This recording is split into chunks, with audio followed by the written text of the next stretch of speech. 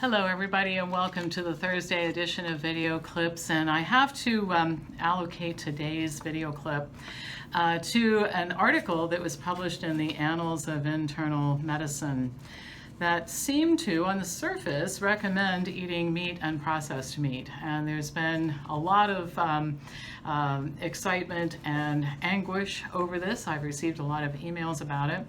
So I'm going to give you the short version of this article that I've created that incorporates a lot of information from Dr. Neil Barnard at the Physicians Committee for Responsible Medicine, along with some of my own take on this. And this article will appear in our newsletter, which will come out next Monday. So if you want the entire article and you're not a subscriber to the newsletter, you can email me at pampopper@msn.com, and I will be happy to sign you up as a subscriber so you can get this article and a lot of other articles that I put out 48 weeks out of the year.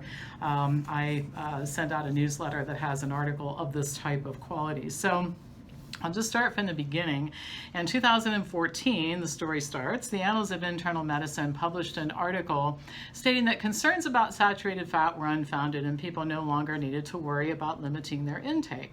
Well, people do like to hear good news about their bad habits, and it didn't take long for this to become a media sensation. Headlines like "Butter is back" started appearing in major publications, and Time magazine even featured a cover story called "Eat Butter." The problem was that the Annals article contained a lot of errors, factual errors, and in fact, the journal had to issue a correction. Well, here we go again. The same journal recently published a group of papers, this time recommending that adults not change the amount of red and processed meat that they're eating because evidence of a link between eating these types of foods and degenerative disease and death they described as weak. The studies were conducted by a group called NutraRex, which describes itself as, quote, an independent group with clinical, nutritional, and public health content expertise. The Annals paper included an analysis of mostly observational studies and only one randomized controlled trial. In these studies, researchers reported what they deemed to be insignificant reductions in the risk of many diseases like diabetes, cardiovascular disease, stroke, and several forms of cancer, as well as death. Reciting the data in a video like this is rather cumbersome, so that's why I'm not going to take up time here. I'm going to give you the overview, and again, if you want to subscribe to the newsletter, you can see the article in Monday's newsletter. I don't think the reductions in disease and death rates are quite as insignificant as the authors infer. Based on the data presented in the studies, reducing red meat and processed meat consumption would have quite an impact on Americans, and I got these data on death rates from various conditions from the Centers for Disease Control. So, for example, if you look at the number of deaths in the United States every year, if we were to achieve a 13% reduction, which is the insignificant amount that the authors point to, we'd have 365,755 fewer deaths. I don't know, that sounds like a lot to me. If we were to reduce cardiovascular disease based on the author's projection, 129,491 fewer deaths. And cancer mortality would go down by 89,866 fewer deaths. In other words, the data by these researchers that they presented shows that we could significantly reduce the death rate in the United States if people would just reduce, not even eliminate, their consumption of red and processed meat. 365,755 fewer deaths every year in the United States would represent a major leap forward in public health. So I guess my comment is I just love when the other side presents data that seems to support what I talk about every week, not what they hope to point out. Well, in spite of all this, the authors instead chose to cite articles that saying that omnivores enjoy eating meat and that many people feel, rightly or wrongly, that meat is important to health. They conclude that the benefits of reducing meat consumption are small and uncertain, and that many individuals would be reluctant to reduce their meat consumption despite the known risks. They wrote, and this is a quote, "The panel believed that for the majority of individuals, the desirable effects, which would be a potential lowered risk for cancer and cardiometabolic outcomes, associated with reducing meat consumption probably do not outweigh the undesirable effects, which they list as impact on quality of life, burden of modifying cultural and personal meal preparation and eating habits." Well, this is a form of resignation that assumes that, I find it intolerable, by the way, but it assumes that minds and habits can't be changed. Well, thankfully, we didn't make this type of assumption about smoking. I mean, once it was determined that smoking increased the risk of cancer and a lot of other conditions, the decision was made to educate people and work at convincing them to stop, not to give up and assume that people wouldn't stop because they really, really like smoking cigarettes. My experience, in fact, is that when people are presented with objective and factual information, they often decide to make a lot of significant changes in their diet and lifestyle habits. And just a few of the facts that I can share with you here about red and processed meats. Processed meat, bacon, sausage, hot dogs, those kinds of foods, was classified in 2015 by the World Health Organization as a Group 1 carcinogen. WHO stated that evidence of cancer risk was clear and convincing for colorectal cancer, and the WHO also reported that there were associations between red and processed meat consumption and stomach, pancreatic, and prostate cancers. Processed meat was also associated with breast cancer risk, among other health problems.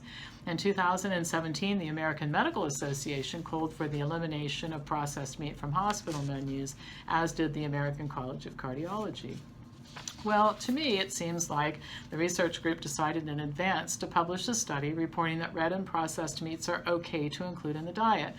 By the way, you can get into a lot of mischief with meta-analyses. You can manipulate the data by developing selection criteria that omits studies that interfere with your foregone conclusions, and it appears that that's what the researchers did.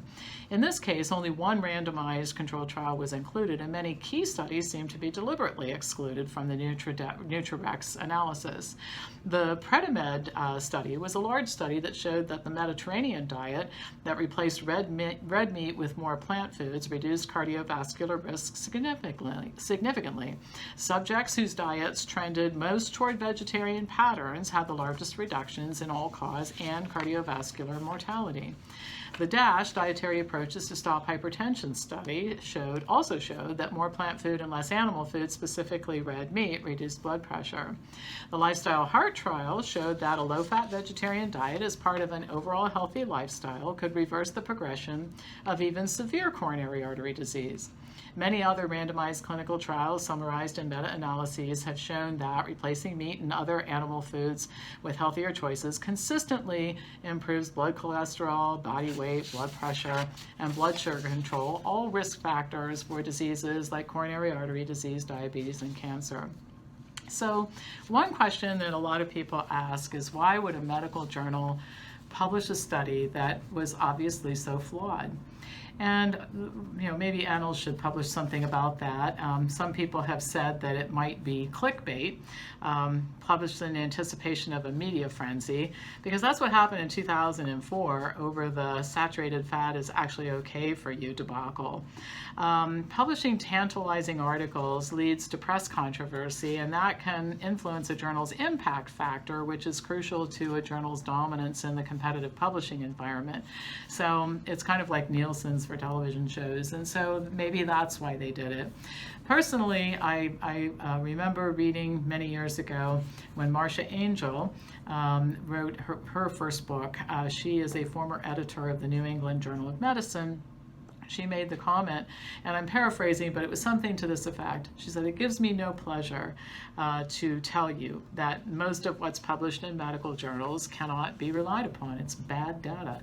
And so I'm not sure that Annals is worse than the rest of them. I mean, this gathers a lot of attention because you've got the paleo people screaming, "See, we were right, it's good to eat this stuff," and then the plant-based eaters are apoplectic because they don't know how to answer it.